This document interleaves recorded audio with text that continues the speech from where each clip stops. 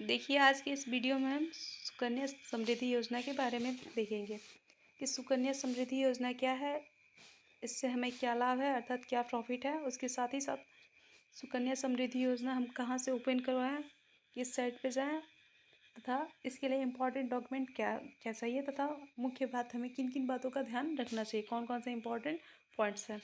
तो सबसे पहले बात करते हैं हम सुकन्या समृद्धि योजना कि सुकन्या समृद्धि योजना है क्या। देखिए, भारत सरकार द्वारा, या फिर कह सकते हैं हम भारत गवर्नमेंट द्वारा 2025 में एक योजना का निर्माण किया गया, सुकन्या समृद्धि योजना। इस योजना के अंतर्गत बेटी बचाओ बेटी पढ़ाओ का आंदोलन, अर्थात इस चीज़ को बढ़ावा देने के लिए इस योजना को चलाया गया। इससे तात्पर्य यह है कि इससे पहले 2015 से पहले जो डाटा देखा गया था, वहाँ पे भ्रूण हत्या का केस, बालिकाओं के भ्रूण हत्या का केस बहुत अधिक हुआ था। इससे तात्पर्य यह है कि लोगों का कहना यह था कि अगर बेटी हुई तो उसे उसका पालन पोषण करने में उन्हें कठिनाई हो रही है, या फिर उनके शादी विवाह में उन्हें कठिनाई हो रही है। इस कारण से वो ना तो पुत्रियों को जन्म देंगे और ना ही उनके लालन पालन में उन्हें कोई कठिनाई होगी। तो इस चीज़ को रोकने के लिए, भ्रूण हत्या को रोकने के लिए भारत गवर्नमेंट द्वारा एक योजना चलाई गई, जिसे हम सुकन्या समृद्धि योजना कहते हैं। इसके पहले वीडियो में हमने आपको सुकन्या सुमंगला योजना के बारे में बताया था।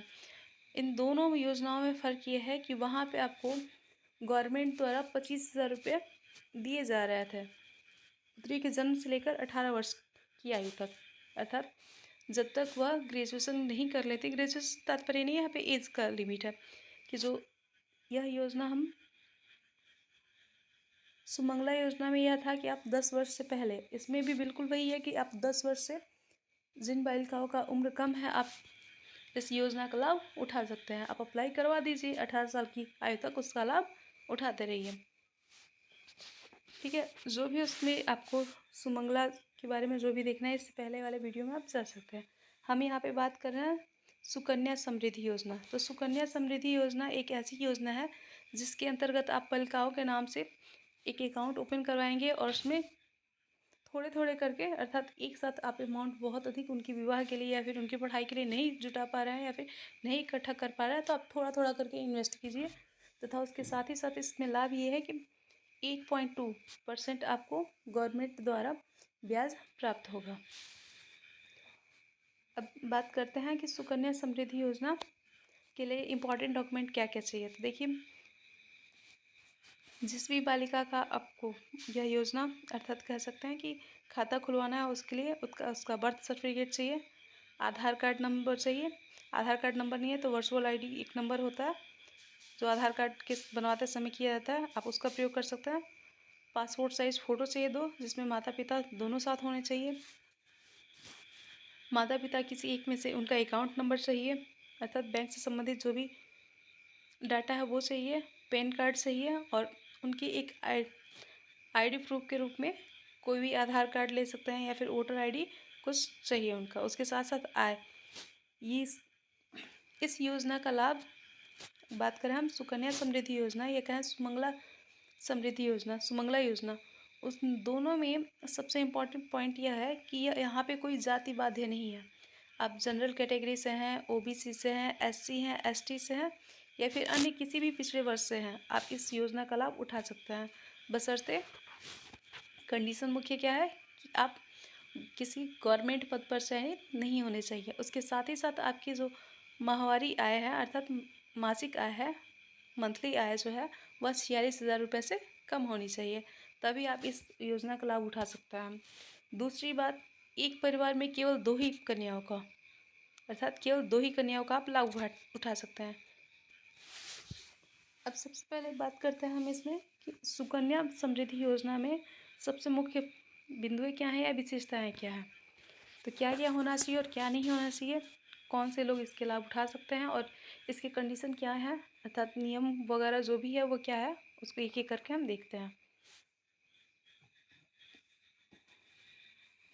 तो देखिए, सबसे पहला पॉइंट होगा, खाते में एक वित्तीय वर्ष में न्यूनतम 250 रुपये तथा अधिकतम 2.5 लाख रुपये ही जमा कर सकता है। अर्थात कम से कम आपको अपने खाते में जमा करवाना है तो 250 रुपये या फिर 1.5 लाख प्रतिवर्ष ही जमा करना है, अर्थात एक वर्ष में 2.5 लाख से अधिक अमाउंट आपको जमा नहीं करना है। दूसरा पॉइंट है, खाता कन्या के नाम से उसके किसी अभिभावक द्वारा खोला जा सकेगा, जिसमें खाता खोलने की तारीख को 10 वर्ष की उम्र प्राप्त ना की हो, अर्थात यह उन्हीं बालिकाओं के लिए खोला जा सकता है जिनकी आयु 10 वर्ष से कम हो। और यहाँ पे अभिभावक द्वारा अर्थात संबंधित द्वारा माता पिता से तात्पर्य है कि आप माता पिता द्वारा ही अकाउंट में उनके खुलवा सकते हैं। नेक्स्ट है, एक कन्या के नाम से केवल एक ही खाता खोला जा सकता है, अर्थात यदि आपकी एक लड़की है तो उसके नाम से आप कई पोस्ट ऑफिस में कई खाता नहीं खुलवा सकते, केवल आप एक ही का लाभ उठा सकते हैं। अगला है, खाता डाकघर तथा अधिकृत बैंकों की शाखाओं में खोला जा सकता है, अर्थात जो सुकन्या समृद्धि योजना है उसे आप खाता डाकघर अर्थात पोस्ट ऑफिस में ही खुलवा सकते हैं या फिर किसी अधिकृत, जैसे एसबीआई हो गया, एसबीआई बैंक के अंतर्गत आप खोल सकते हैं। जबकि देखिए, दोनों सुकन्या समृद्धि योजना तथा सुमंगला, ठीक है, दोनों में फ़र्क ये है कि सुमंगला आप खुद से लॉगिन कर सकते हैं अपने मोबाइल द्वारा, लैपटॉप द्वारा, या फिर जो भी सुविधा हो आपकी, टेबलेट हो, जिससे भी आप अप्लाई करना चाहें आप खुद से अप्लाई कर सकते हैं। जबकि सुकन्या समृद्धि योजना में ऐसा नहीं है, आपको पोस्ट ऑफिस के अंतर्गत ही आप इस योजना का लाभ उठा सकते हैं, या फिर कह सकते हैं कि इस बैंक अकाउंट खुलवा के वहीं से आप अप्लाई करवा सकते हैं। नेक्स्ट है, खाता धारक की उच्च शिक्षा में होने वाले खर्चों के लिए खाते से आहरण किया जा सकता है, अर्थात यदि देखिए, सुकन्या समृद्धि योजना जो होता है 15 वर्ष के लिए ही होता है, अर्थात 15 वर्ष ही आपको जमा करना है। इसके अंतर्गत कहने का तात्पर्य है कि यदि पढ़ाई के लिए कुछ चाहिए तो आप बीच में ऐसा नहीं कर सकते 2 वर्ष, 15 वर्ष का है तो आप 8 वर्ष के बीच में आप उसे ब्रेक करके अपना अमाउंट ले सकते हैं विद ब्याज, अर्थात इंटरेस्ट के साथ आप अपना खाता जो है उससे कुछ पैसे निकाल सकते हैं।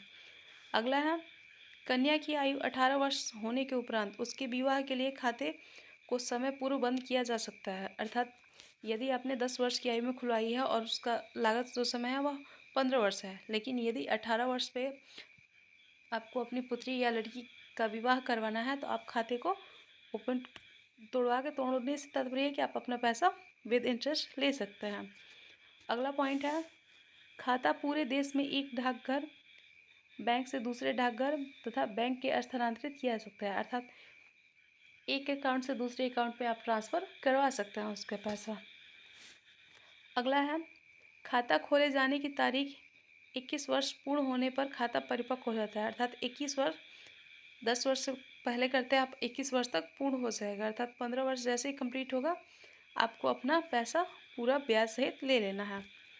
खाते में जमा राशि पर आयकर अधिनियम की धारा 80C के तहत छूट उपलब्ध है, अर्थात देखिए, यदि आप खाता खुलवाते हैं तो जैसा कि हमने कहा कि 250 रुपये से आपको 2.5 लाख तक वार्षिक आय जो होगी वह वर्ष में आप 2.5 लाख रुपए से अधिक नहीं जमा करा सकते, और कम से कम आपको जमा करवाना है तो कितना चाहिए, 250 रुपये कम से कम जमा कराना है। उसके साथ ही साथ गवर्नमेंट द्वारा 8.2% आपको छूट मिलेगी, यह मिनिमम छूट है। यदि आप 250 रुपया प्रति माह जमा करवाते हैं तो आपको मिनिमम इतना ब्याज मिलेगा, लेकिन जैसे जैसे आपका अमाउंट बढ़ता है, जैसे कि आपका 2.5 लाख हो गया, 2.5 लाख को आप 2 पैटर्न में जमा करें, 6 पैटर्न में जमा करें, अर्थात 2-2 महीने के उपरांत, या फिर कह सकते हैं कि अगर यदि आपको 1 लाख जमा करें तो 50-50 हज़ार करके आप जमा कर सकते हैं। यदि आपकी आय के हिसाब से है कि आपको कंपल्सरी नहीं है कि आपको इतना ही जमा करना है, कम से कम 250 और अधिक से अधिक 1.5 लाख, तो 1.5 लाख के अंतर्गत आप जितना भी 50,000 जमा तो 25-25 हज़ार करके 2 बार में जमा कर दीजिए, या फिर मंथली आप उसे जमा कर सकते हैं। तो यहाँ पे कहने का तात्पर्य है कि इस पर छूट मिलता है, छूट का तात्पर्य है कि यहाँ पे 8.2% आपको गवर्नमेंट द्वारा दिया जाता है ब्याज के रूप में। यदि आपका अमाउंट हाई अमाउंट में आप जमा करें, अर्थात जैसे कि हमने कहा कि 1.5 लाख को आप 2 पैटर्न में जमा कर दीजिए, या 1 लाख जमा कीजिए, या 50,000 जमा कीजिए, जितना अधिक अमाउंट आप करेंगे आपका ब्याज दर जो होगा वह उतना ही अधिक मिलेगा। अब ऐसा नहीं कि 20% से ऊपर, मैक्सिमम अप्रॉक्स जो होता है वह 15% तक जाता है, ठीक है, तो 15% तक ब्याज गवर्नमेंट द्वारा आपको दिया जाएगा। नेक्स्ट है, खाते में अर्जित संपूर्ण ब्याज आयकर अधिनियम की धारा 10 के तहत कर मुक्त हुए, अर्थात यदि आप 21 वर्ष की आयु में, अर्थात आपका जब सुकन्या समृद्धि योजना पूर्ण हो जाता है तब आप अपना पैसा निकाल लीजिए। ऐसा नहीं कि आप उसमें दोबारा इन्वेस्ट करेंगे तो उसमें जीएसटी वगैरह नहीं लगेगा, बिल्कुल लगेगी। तो किसी भी सरकार द्वारा यह नियमित है कि आपके पास अधिक धन होने के कारण वह उसमें से कुछ हिस्सा जो है वह गवर्नमेंट द्वारा अन्य लोग के प्रचार के लिए प्रयोग किया जाता है। उम्मीद करते हैं आप लोग को वीडियो अच्छे समझ में आया हो कि सुकन्या समृद्धि योजना है क्या। फिर एक बार रिपीट कर देते हैं, सुकन्या समृद्धि योजना एक ऐसी योजना है जिसके अंतर्गत आपको इन्वेस्ट करना है, आपको पैसा अपना लगाना है।